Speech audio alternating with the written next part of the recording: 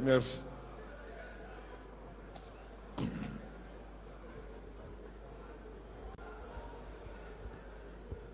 Merci beaucoup. Merci beaucoup, honorable président, pour la parole que vous m'accordez. Permettez, si vous le souhaitez, que je puisse rassurer l'honorable député que je n'ai pas encore été notifié de cette décision. Lorsque je le serai, M. Boyao sera rétabli dans ses droits.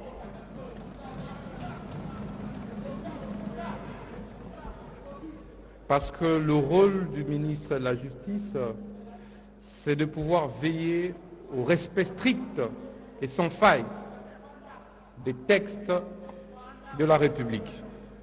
M. Boyao, dont question, a été suspendu en 2021. Je n'étais pas ministre de la Justice. J'ai trouvé un dossier pendant et je l'ai suivi avec parcimonie, avec sérénité, sans état d'âme, pour que droit soit dit. Et donc, si décision du Conseil d'État il y a, nous allons l'exécuter sans atermoiement.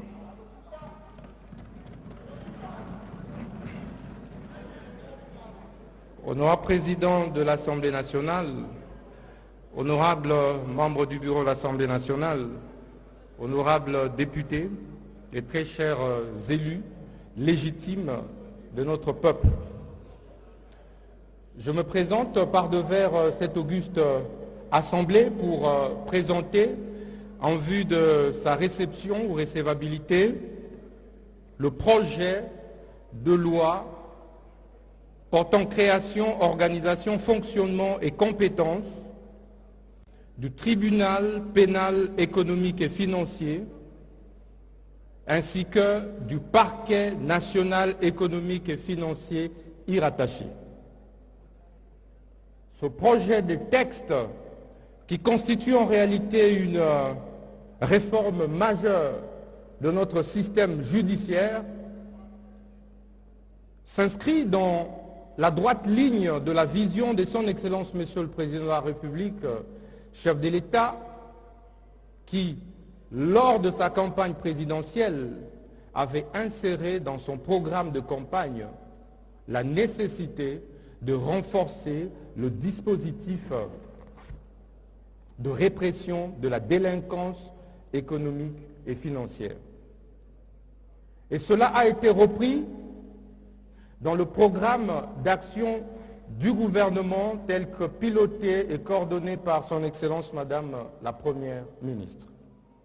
Ce projet de texte a donc été élaboré par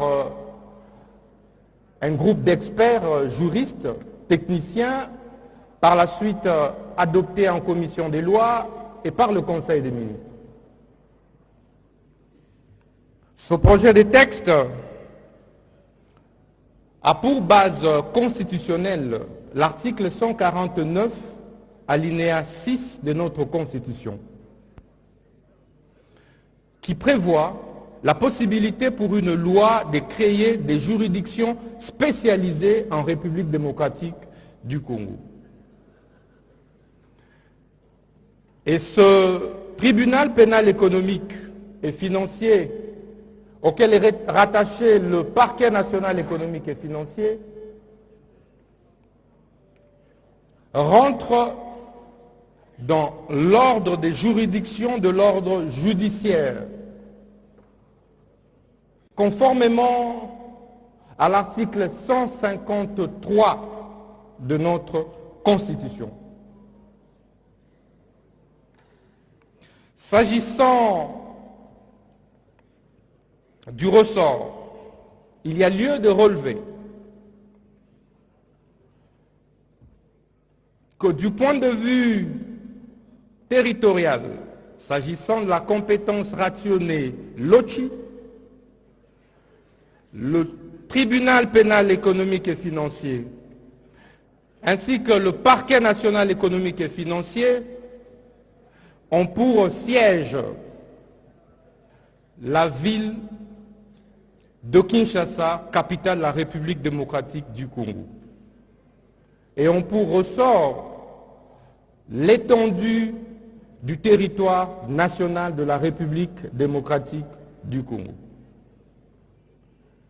S'agissant de la compétence rationnée materiae,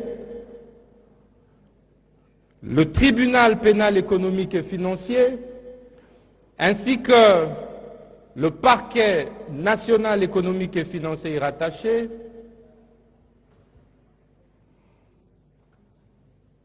s'active à s'occuper, à réprimer toutes les infractions à caractère économique et financier,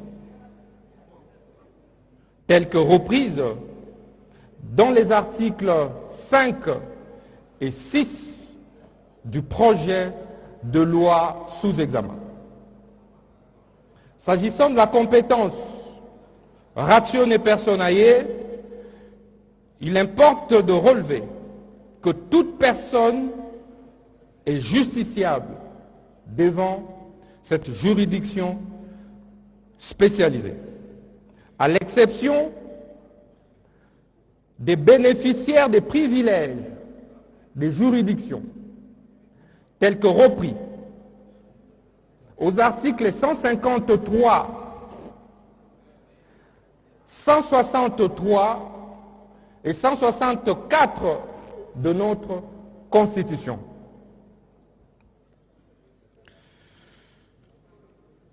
S'agissant de la composition, il importe de relever et de noter que le tribunal pénal économique et financier est composé de 2 chambres indépendantes l'une de l'autre. Il y a d'une part la chambre de première instance et d'autre part la chambre d'appel. Ce pour respecter le principe du double degré de juridiction qui est un principe constitutionnellement garanti. S'agissant de la chambre de première instance, elle est constituée des juges de carrière ainsi que des juges assesseurs. Il en est de même pour la chambre d'appel.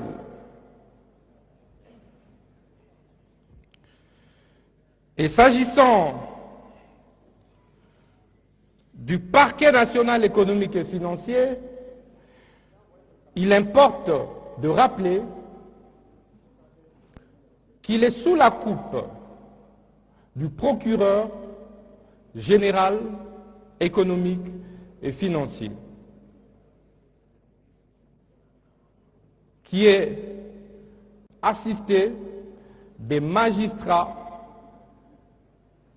qui sont nommés conformément aux dispositions pertinentes de la Constitution de la République. Et aux côtés de ces magistrats debout, le texte institue le corps des officiers de police judiciaire ainsi que des agents de la police judiciaire, à l'exemple de M. Bouyao, auquel on a fait allusion tout à l'heure.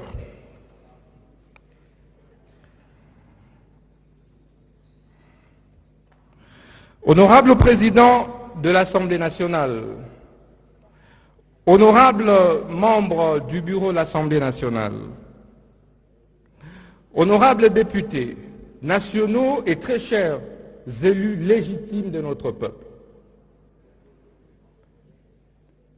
il est important d'indiquer que pour les bénéficiaires des privilèges des juridictions, conformément à l'article 153 de notre Constitution, le présent texte institue une chambre spéciale près la Cour de cassation. Et que donc les infractions à caractère économique et financier qui sont recherchées, constatées, déférées devant les tribunaux pénals économiques et financiers peuvent en même temps, selon le cas, être déférées devant la chambre spéciale de la Cour de cassation. Mais cette chambre sert également de recours extraordinaire, telle la cassation, pour toutes les décisions rendues par cette juridiction spécialisée. Honorable Président de l'Assemblée nationale, cette réforme va aider substantiellement la République à pouvoir créer l'équilibre entre les enquêtes qui sont menées par des institutions financières techniques ainsi que les juridictions techniques, le parquet technique appelé à connaître ou à juger, à donner une suite à ces enquêtes. Parce qu'aujourd'hui, il y a un hiatus criant entre les rapports et enquêtes qui sont élaborés, fournis par les administrations financières techniques, qui naturellement sont constitués des hommes et des femmes compétents qui ont étudié la problématique des enquêtes financières, des enquêtes économiques. Ça veut dire qui ont étudié les statistiques, qui ont approfondi les études sur l'économie, sur les finances publiques. Alors que jusqu'ici, il nous manque un organe judiciaire technique composé des techniciens de la même trempe avec la même expertise pour recevoir et traiter avec la même appréhension les rapports et enquêtes sur des gestions financières.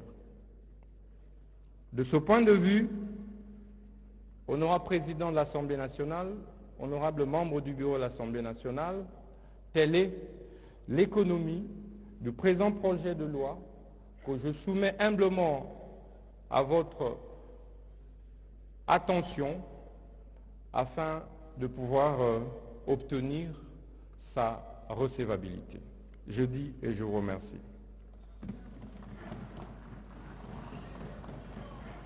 Merci, Monsieur le ministre d'État, pour cette présentation très claire de la synthèse relative au projet de loi portant création, organisation, fonctionnement et compétences du tribunal pénal économique et financier, TPF, et du parquet national économique et financier, PNF, y rattaché. Vous avez évoqué, entre autres, les raisons qui avaient dicté cette réforme. Le président avait évoqué lors de sa campagne électorale et dans son programme le renforcement du dispositif de répression de la délinquance économique, toute forme de détournement, de mégestion des finances publiques. Le projet trouve sa quintessence dans l'article 149 de la Constitution qui autorise effectivement la création de structures spécialisées. Et vous avez parlé de son siège, ville de Kinshasa, de ressort l'ensemble de la République démocratique du Congo. J'imagine qu'il y aura dans chaque province des répondants de cette structure, c'est ce que j'ai cru comprendre. Vous avez aussi parlé des compétences, donc juger toute personne, sauf les personnes qui jugent, qui bénéficient d'exceptions relevées à l'article 153 et 163. Mais je voudrais vous dire aussi qu'il y a une autre catégorie de personnes qui bénéficient des privilèges de juridiction qui sont dans les lois. Donc je crois que vous en tiendrez compte dans les débats et même à la commission. En ce qui concerne la composition, tout en mettant le principe de double degré en exergue, vous avez parlé du tribunal d'un côté et de l'autre côté du parquet. Vous avez décliné les organes qui vont fonctionner et ça sera des juges et des assesseurs compétents, certainement, qui vont apporter un plus dans la justice de notre pays, qui est parmi les premiers besoins d'un être humain. C'est comme ça que les médecins, les juges, les magistrats, les avocats, c'est considéré comme des métiers nobles. Puisqu'un mauvais juge, un mauvais magistrat peut vous ôter la vie ou la liberté injustement. Tout comme un charlatan, un médecin qui n'a pas été bien formé, il peut vous tuer. Un mauvais avocat qui est venu vous défendre, s'il n'est pas compétent, il va vous enfoncer. Donc c'est très important que les honorables députés puissent aborder toutes ces matières avec tout le sérieux et éviter surtout les chevauchements entre les différentes structures, parce que nous savons, et ce n'est pas moi qui vais rappeler ça au ministre d'État, que le parquet général existe déjà, mais cela n'a pas empêché que nous ayons le tribunal du commerce et autres structures que vous avez citées. Tout ce que nous voulons, que dans cet ordre judiciaire, il n'y ait pas chevauchement. Vous nous avez expliqué que ceux qui jouissent des privilèges de juridiction ne sont pas épargnés. Ils seront, en cas de constatation d'infraction qui relève du pénal, détournement et autres, envoyés dans la chambre spécialisée de la Cour de cassation ou ailleurs selon la qualité de la personne. C'est ce que j'ai cru comprendre. Merci, Monsieur le ministre d'État, pour cette présentation très claire. Je crois que l'honorable rapporteur a déjà la petite liste des intervenants, puisqu'ici il ne s'agit pas de la question orale avec débat. Les gens s'inscrivent comme l'honorable Patrick, je n'ai qu'un seul intervenant, l'honorable Patrick Saloumou. En attendant, lui peut intervenir déjà. Comment ça? Je commence par la liste que j'ai, qui ne comporte qu'un seul nom. J'ai dit, asseyez-vous, est-ce que vous comprenez? Puisque nous parlons en français, Nalobi awa nazali na kombo nano ya paluku. Ce n'est pas, Saloumou, pardon, ce n'est pas une question orale avec débat. C'est-à-dire les députés s'inscrivent auprès du rapporteur, ceux qui veulent intervenir. Et vous devez préciser, votre question s'adresse au vice-premier ministre, le projet de la police, ou au ministre d'État, le projet du parquet financier et du tribunal financier. Vous restez à vos places, vous levez seulement la main, vos petits papiers, les hôtesses vont circuler pour prendre vos papiers. Ok, nous sommes d'accord. Honorable Salomon, vous avez la parole.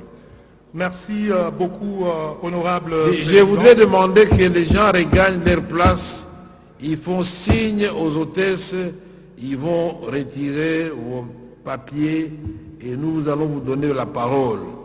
Mais ici, vous savez très bien comment nous fonctionnons.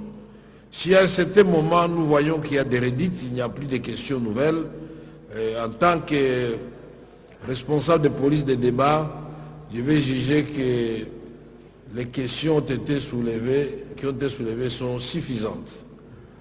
Nous sommes d'accord avec ça? Voilà, je vais demander à la plénière, ça c'est clair. Mais je ne vais pas vous laisser répéter les mêmes questions plusieurs fois et perdre du temps inutilement. Parce que vous allez approfondir cette matière certainement en commission au cas où la plénière jugeait la recevabilité de ces deux textes. Vous avez la parole, honorable Patrick Saloumou. Merci beaucoup, honorable président de l'Assemblée nationale, honorable membre du bureau, chers collègues. J'interviens uniquement par rapport au projet de loi qui nous est présenté à ce jour par le ministre d'État en charge de la justice. J'aimerais d'abord rassurer tout le monde parmi nous, c'est que mon intervention arrive à ce point d'abord au regard et en rapport à la vision du chef de l'État, celle de renforcer la répression des crimes économiques et financiers. Pourquoi j'insiste pour le mentionner, Monsieur le Président? C'est parce que pour arriver à cet objectif qui est noble, il est nécessaire que nous puissions bien faire des choses.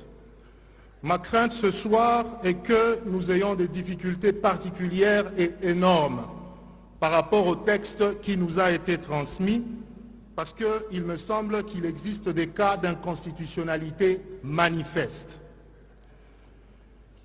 Je commence d'abord par me poser la question, pourquoi est-ce que dans l'intitulé de cette loi, donc déjà à la première page, on ne nous parle pas clairement du fait que nous sommes en face d'une loi organique.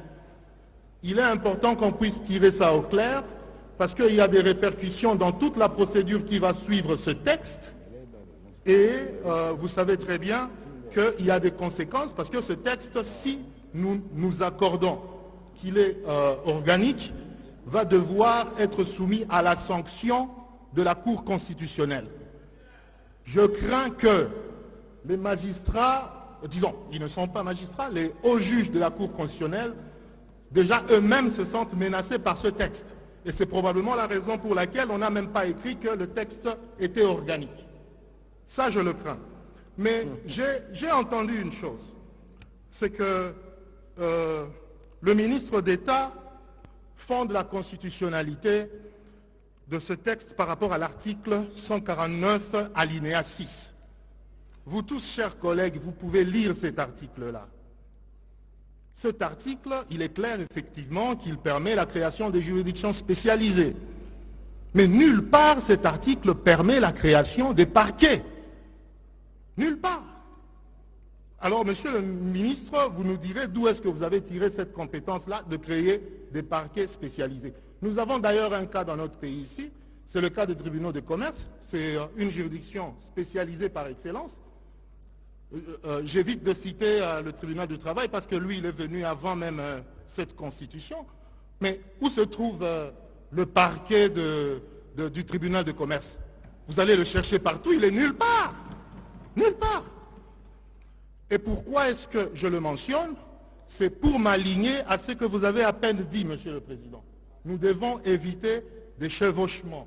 Parce que c'est dans ce cadre-là que nous pouvons atteindre cet objectif-là de lutter contre la répression, de lutter plutôt contre les crimes économiques et financiers. Parce que je ne dis pas les choses en l'air, parlant d'inconstitutionnalité, de crainte peut-être qu'on voit ce texte arriver au niveau de la Cour constitutionnelle et qu'il soit rétoqué là-bas. Lorsque vous lisez ne serait-ce que l'article 10 de ce projet de loi, le ministre d'État qui est, ça pourra être ministre tout court, ça dépend de ce que l'ordonnance du chef de l'État pourra en dire dans le futur, on lui attribue le pouvoir de mettre en place un grille de barème de peines et autres avantages des magistrats de ce tribunal économique et financier. Alors que la Constitution, à son article, toujours le 149 là, juste l'alinéa qui suit, alinéa 7, dit que c'est le Conseil supérieur de la magistrature qui est maître donc du budget de ces magistrats. Et j'étais surpris en même temps qu'on nous dise aussi, parce que c'était une confirmation, que en réalité ce texte s'aligne s'aligne à quoi? À l'article 153 pour dire qu'en réalité tout ce qui est créé ici demeure dans l'ordre des juridictions. Je pouvais être un peu tolérant et comprendre si l'on disait par exemple qu'on s'appuie sur l'article 122.6 en ayant l'argument de dire probablement qu'il s'agit de la création d'un ordre de juridiction à part. Ce qui n'est pas le cas ici parce que lui-même il a dit en toute clarté qu'il n'en est pas question. Alors de ce fait-là, on doit rester logique et tirer des conséquences. Deuxième difficulté, Monsieur le Président, si vous lisez l'article 34 de cette même loi, il est dit clairement que le ministre de la Justice a le pouvoir d'émettre un avis pour nomination des magistrats du parquet. D'abord, je me pose la question, en simple juriste, même le juriste élémentaire se poserait la même question. Cet avis-là, est-il consultatif? Est-ce que c'est un droit de veto? Finalement, on ne sait pas comprendre. Alors que la Constitution est claire à son article 152, alinéa 2, et dit clairement que c'est le Conseil supérieur de la magistrature qui nomme, qui promeut et même qui révoque, qui propose les révocations. Alors, moi j'aimerais conclure de façon sage, Monsieur le Président, parce que ce gouvernement est l'émanation de cette Assemblée et nous avons le devoir de pouvoir l'aider. Nous avons aussi le devoir de pouvoir apporter notre contribution pour que les choses se fassent en toute qualité. Ma proposition est toujours en conformité avec la vision noble du chef de l'État de renforcer la répression des crimes économiques et financiers, c'est que nous ayons deux options sur la table. La première option, qui est peut-être forte, mais qui est appropriée dans cette situation, serait de tout simplement déclarer ce projet de loi dans son état actuel irrécevable. Ma deuxième suggestion, et peut-être c'est celle qui va nous convenir, parce que comme je le disais, nous sommes liés et nous sommes attachés au gouvernement, c'est celle peut-être de déclarer ce texte recevable, moyennant déjà la clarification et l'acceptation que ce texte est organique. Parce que ce que nous aurons fait ici par complaisance, les juges de la Cour constitutionnelle auront l'obligation de se prendre en charge et de pouvoir en dire ce qu'ils en savent par rapport à la constitutionnalité. Mais il en demeure que la réalité est que la Constitution est mise à mal par ce texte et je pense que nous devons fournir un effort de produire un travail de qualité, ce qui est notre devoir national. Je vous remercie, Monsieur le Président. Merci, honorable Salomon.